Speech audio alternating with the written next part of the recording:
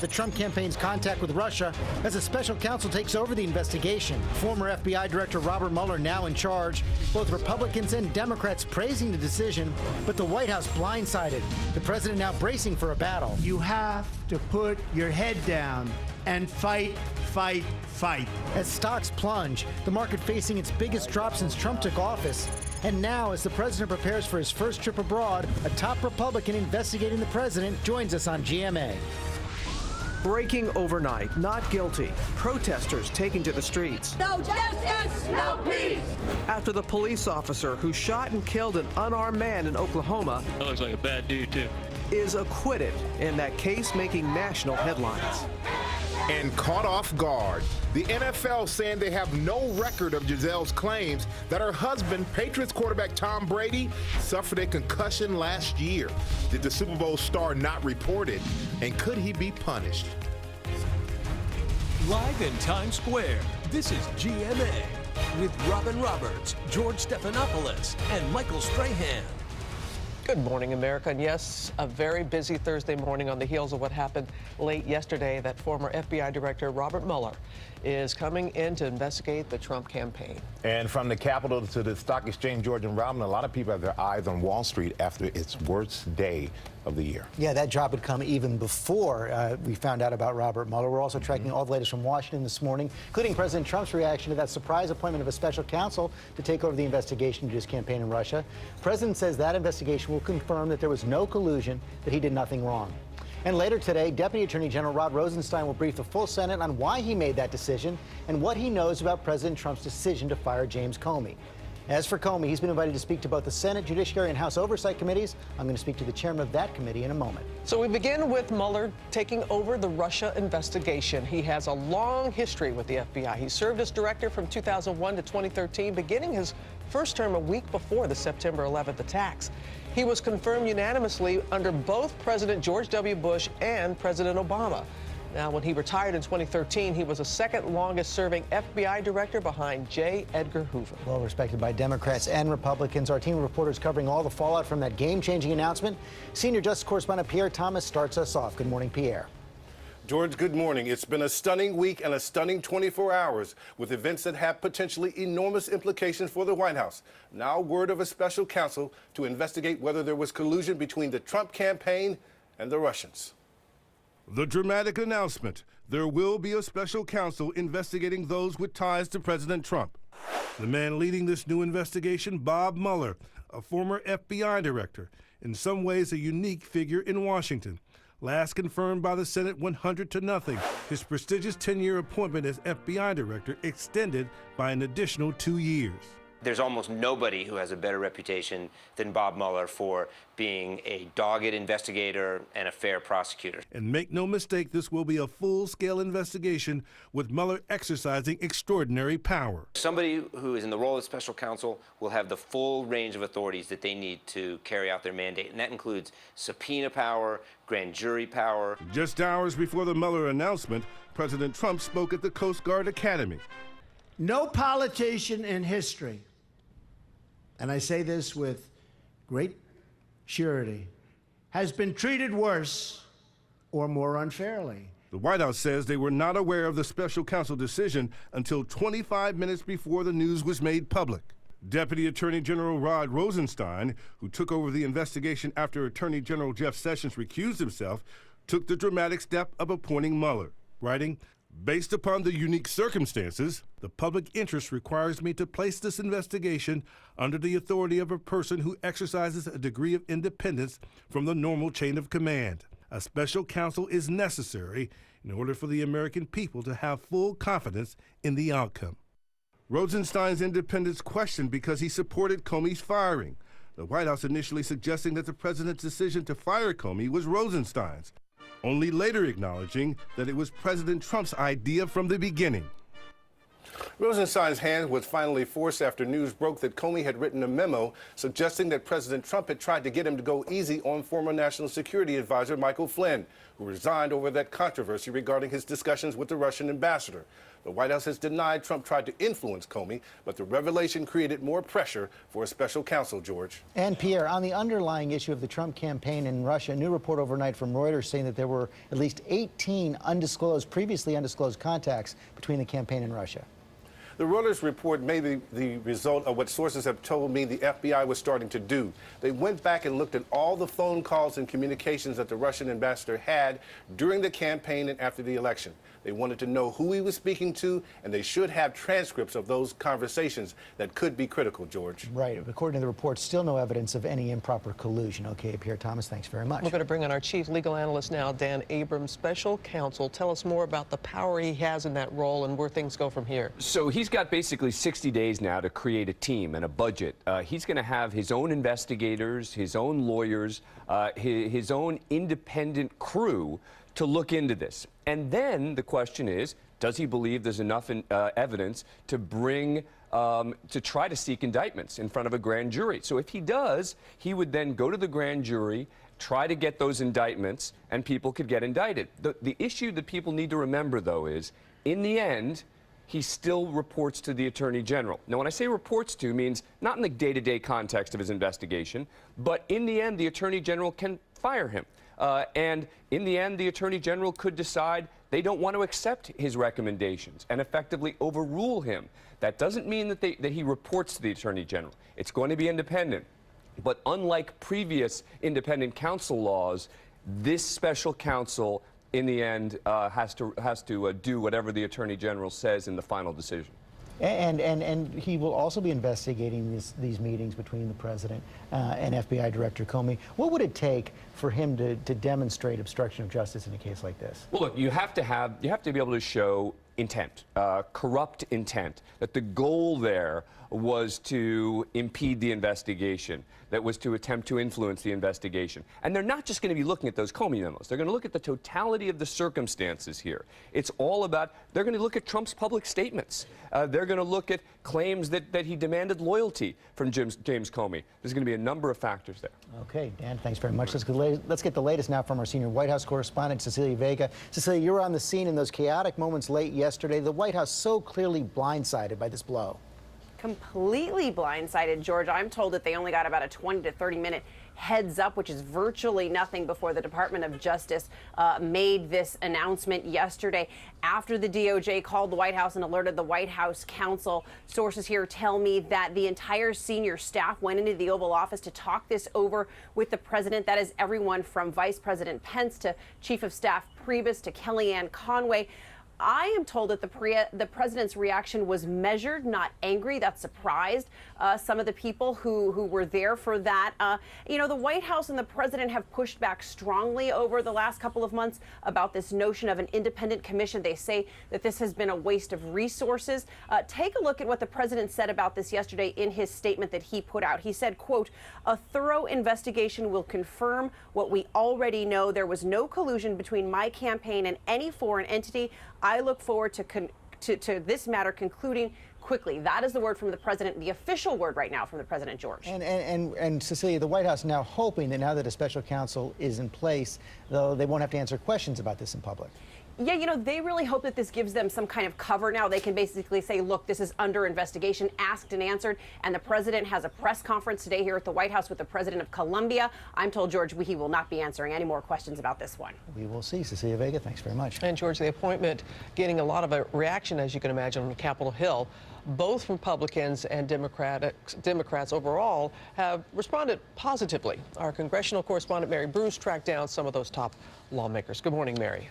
Good morning, Robin. Well, this is a real victory for Democrats and a dramatic shift for Republicans, who for weeks argued that a special counsel wasn't necessary. But now both sides are agreeing on the appointment of Mueller, a rare moment of bipartisanship here. Both Democrats and Republicans describing him to me as a real pro with solid credentials. Even those Republicans who said this wasn't needed aren't objecting, Robin.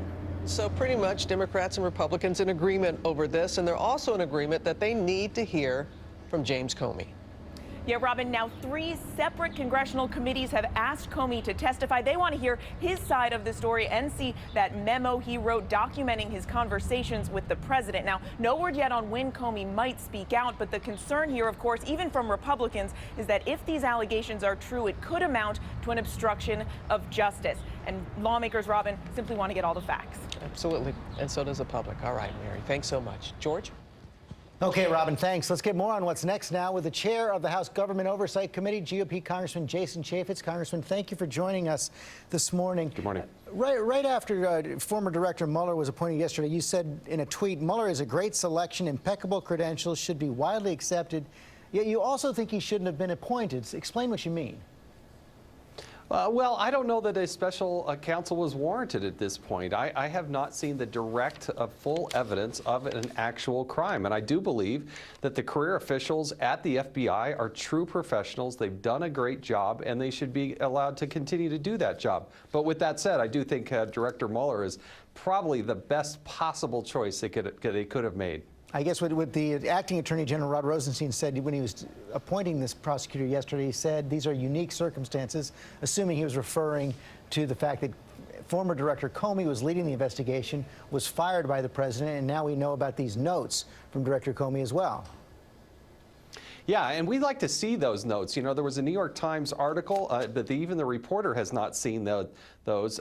We have asked the Department of Justice to see those documents. I've said that if we need to subpoena them, we'll subpoena them.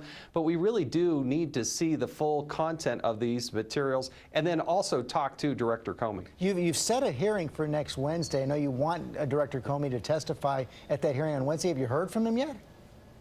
I haven't. You know, his telephone number changed since he left government service, and so I used to be able to text and call him, but I do believe he has my telephone number. I do hope to chat with him, but to comply with House rules, I set the date for next Wednesday, 9:30 a.m. Eastern Time, and hopefully we can have the hearing then. Is there any conflict, though, now that a special counsel has been appointed, where you might see the Justice Department, former Director Comey, say, no, we're going to give all our materials over to the special counsel rather than testify to Congress?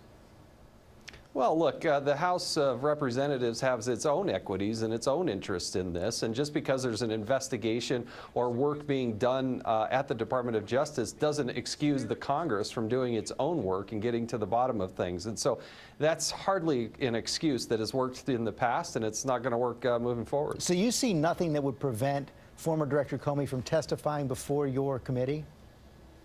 I really don't. I mean, I want to have the conversation with him and allow us to share that information. But no, I do think in the light of day, in a public setting, he should be able to tell us about not only the materials, if they're there, and I question whether or not they're actually there, but if they're there, and then how did he take that? Well, nobody's seen them. Even the reporter that did the story hasn't seen them. Nobody that I know of, even the reporter, has not actually seen these documents. But we do know that Director Comey had a history of taking notes of conversations. We've seen his testimony to the Congress before. Yeah. Yes, I mean, look, clearly, we're taking this very seriously, and I'm believing what's in there, but, you know, I want to have some skepticism, and I'm not going to presuppose the conclusion either. I want to look at the information and hear from the person that actually wrote it. I think that's the fair way, and Republicans and Democrats can question him in the light of day in a public setting. Finally, on another front, the New York Times is reporting this morning that President Trump's team knew that General Flynn was under investigation for secretly working for Turkey during the campaign, yet the president hired him anyway. Does this raise questions for your committee?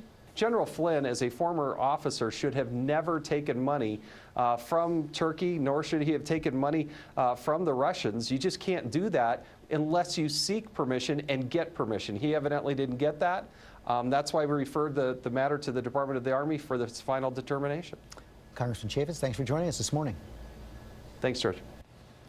In the midst of all this, President Trump, of course, is preparing for his first international trip tomorrow. Our chief global affairs correspondent, Martha Raddatz, has more. And in light of all these recent events, how does this impact the president's upcoming trip?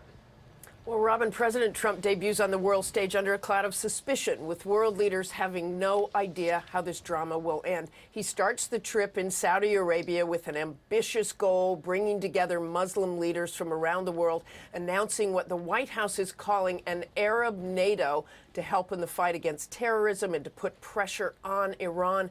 But he will walk into those meetings with everyone there knowing that he shared information with the Russians about the Islamic State, which reportedly has put at risk the life of a source who is helping in the fight against ISIS. It will be a very complicated trip. Robin? Yes, it will. All right, Martha. Thank you. Michael? All right, thank you, Robin. And Wall Street is reacting to all the uncertainty in Washington.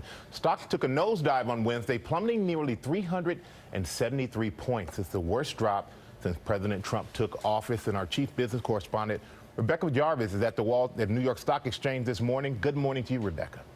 Good morning, Michael, and it looks like that sell-off is going to continue again today, this morning. Here on Wall Street, they have a gauge that can track fear in the market. It's called the Volatility Index, and yesterday it spiked by the biggest amount so far this year. I've been talking to a number of veteran floor traders, and they tell me they're rattled, they're concerned, because all of the things on the Trump agenda that have helped send stocks up 12.5% so far this year, tax reform, deregulation, infrastructure spending, all of this chaos in Washington now calls into question President Trump's ability to both deliver on those promises anytime soon or even deliver on those promises at all. Michael? All right, thank you, Rebecca. And we're going to talk more about that now with our chief White House correspondent, Jonathan Karl. And John, the president put out that statement basically welcoming, accepting the special counsel. But in some ways, it's also the White House's worst nightmare. I saw it up close in the Clinton White House. Once you have a special counsel, no idea where it's going to go. And President Trump knows that full well. That is why this White House has resisted this idea strenuously for months. When it first came up in this room, I asked Sean Spicer about it, and he shot back a special prosecutor for what? They did not want this idea, and the decision of his staff that made him perhaps angrier than anything else was when Sessions recused himself from the investigation. This president does not like the idea of an out-of-control investigation. This is just consuming Washington right now. Everything else is stopped. Absolutely. The hope is that now they can at least defer this, delay it. Mueller has a reputation, George, as being somebody who does not leak. They hope it puts an end to some of the leaks, at least for now.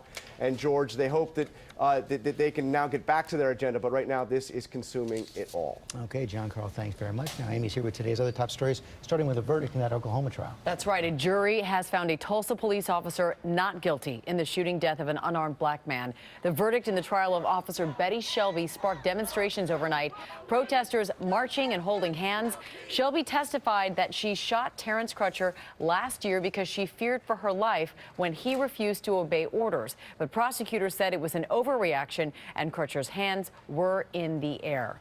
Also breaking overnight, rocker Chris Cornell has died. Cornell, best known as the lead singer of Soundgarden, then later with Audioslave. He visited us here in GMA back in 2015. His representatives say Cornell's death was sudden and unexpected. An autopsy is scheduled today. Cornell was just 52. Well, new figures show a sharp increase in immigration arrests this year attributed to President Trump's crackdown. Arrests are up 38% compared to last year, and they're up 156% among people with no criminal convictions. And finally, if your iced coffee just isn't strong enough, there is a solution. Starbucks is testing ice cubes made of frozen coffee so you don't lose any flavor when your ice melts. They'll cost you just 80 cents extra. They're only available in St. Louis and Baltimore right now, but for that 80 cents, I think it's definitely worth the price, the perk you get with it, right? I've seen that done in other places. It does make a difference. Yeah, it does. Yeah. I was wondering which direction you were going to go with Well, that. I could have gone with a latte, but I didn't. I just did the perk. Thank you, Amy. Let's go to Ginger now. Big severe weather threat, right? A potential for deadly tornadoes today, and that's where we start. This video is just amazing to see out the window in Barton County, Kansas. You can see that EF3 tornado that tracked 27 miles as the debris flies there today along this same dry line in very similar areas, Wichita, Kansas, back through Woodward, Oklahoma, a high risk for long-tracked, strong tornadoes this afternoon and evening. Let's go ahead and get to the stormy cities now, brought to you by Sprint. Hi, I'm Paul. People ask why I switched to Sprint. Well, their network reliability is within 1% of the big guys, and they have the best price for unlimited among national carriers. And wait, are you watching this on the awesome iPhone 7?